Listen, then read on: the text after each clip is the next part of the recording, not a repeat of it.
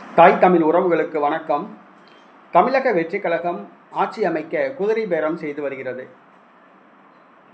திமுகவில் கூட்டணி கட்சிகளாக இருந்த மார்க்சிஸ்ட் கம்யூனிஸ்ட் கட்சி, இந்திய கம்யூனிஸ்ட் கட்சி ஆகியவற்றின் ஆதரவை வாங்கியுள்ளது. தற்பொழுது ஏற்கனவே காங்கிரஸ் கட்சியுடைய ஆதரவை பெற்றுள்ளது. தற்பொழுது 2 சட்டமன்ற உறுப்பினர்களுடைய ஆதரவு தேவைப்படுகிறது.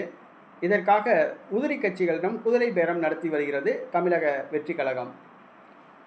அதிமுக கூட்டணியில் அம்மா மக்கள் முன்னேற்றக் கழகம் சார்பில் போட்டியிட்டு வெற்றி பெற்ற ஒரே சட்டமன்ற உறுப்பினர் தஞ்சாவூர் தொகுதியில் வெற்றி பெற்றவர் காமராஜ். இவர் திமுக அமைச்சர் டிஆர்பி ராஜாவை தோற்கடித்தார். நேற்றைய தினம் அவரது செல்போன் சுவிட்ச் ஆஃபில் இருந்தது.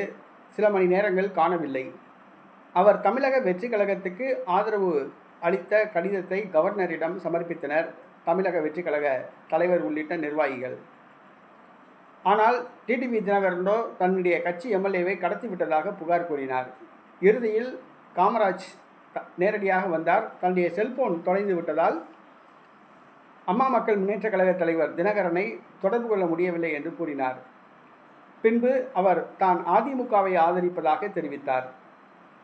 அம்மா மக்கள் முன்னேற்றக் கழகம் சார்பில் போட்டியிட்டு வெற்றி பெற்ற காமராஜ் முன்னுக்கு பின் முரணாக பேசியுள்ளார். தமிழக வெற்றிக் கழகத்தை அவர் ஆதரிப்பதாக எழுதிய கடிதம் அது வீடியோ எடுக்கப்பட்டது. அவர் எழுதும்போது அந்த வீடியோவை தாவேகாவினர் சமர்ப்பித்தனர். விஜயுடன் குதிரை பேரம் நடத்தியுள்ளார். 10 கோடி ரூபாய் வாங்கி கொண்டு அவர் தமிழக வெற்றிக் கழகம் விஜய் முதலமைச்சராக ஆதரவு கடிதம் வழங்கினார் என்று கூறப்படுகிறது. ஆனால் என்ன நடந்தது என்று தெரியவில்லை. தற்பொழுது முன்னுக்கு பின் முரணாக பேசி வருகிறார். விஜய் முதலமைச்சராக வேண்டும் என்று சொன்னால் தன்னுடைய ஆதரவு வழங்க தயார். ஆனால் குறிப்பிட்ட தொகை வழங்க வேண்டும் என கூறியதாக கூறப்படுகிறது. அதன்படி 10 கோடி ரூபாய் கைமாறியதாக கூறப்படுகிறது.